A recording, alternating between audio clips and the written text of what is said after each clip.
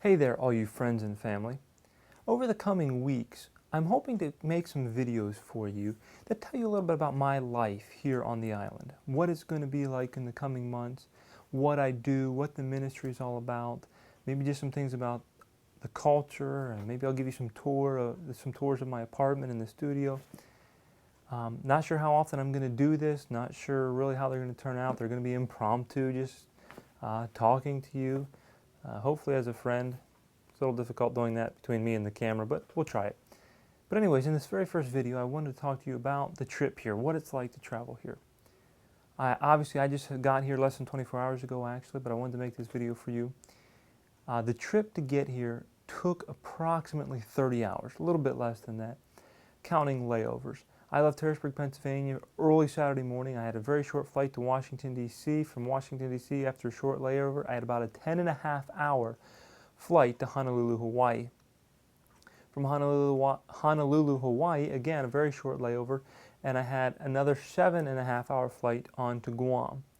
From Guam, I had another several-hour flight to Pohnpei, and with a very, very short stop, not even allowed to get off the plane, on the island of Chuuk. Just to give you an idea, when I left Harrisburg, Pennsylvania, 6:30 Saturday morning, I watched the sunrise. And then as I traveled west, I traveled across the continental United States, out over the Pacific Ocean, landed on Hawaii. All this time, the sun is still shining. I continued to travel west out across the Pacific Ocean until I reached Guam, before I finally saw a sunset. It was roughly 20 to 22 hours from the time that I saw the sunrise until the time that I saw the sunset as I traveled west. Now let me just tell you a little bit of a blessing I had during this trip, and that was while I'm in the airport waiting for my first flight in Harrisburg, Pennsylvania, I noticed a gentleman come in, and he's a rather large gentleman, and the thought went through my mind, boy, I kind of pity the person who gets stuck in the seat next to him. Well, as you can imagine, I was that lucky individual. As we boarded the plane, sure enough, his seat was right next to mine. And I thought, oh no. But as we began talking, we're waiting to take off, he starts asking me what I'm doing, where I'm traveling, and of course I ask him the same.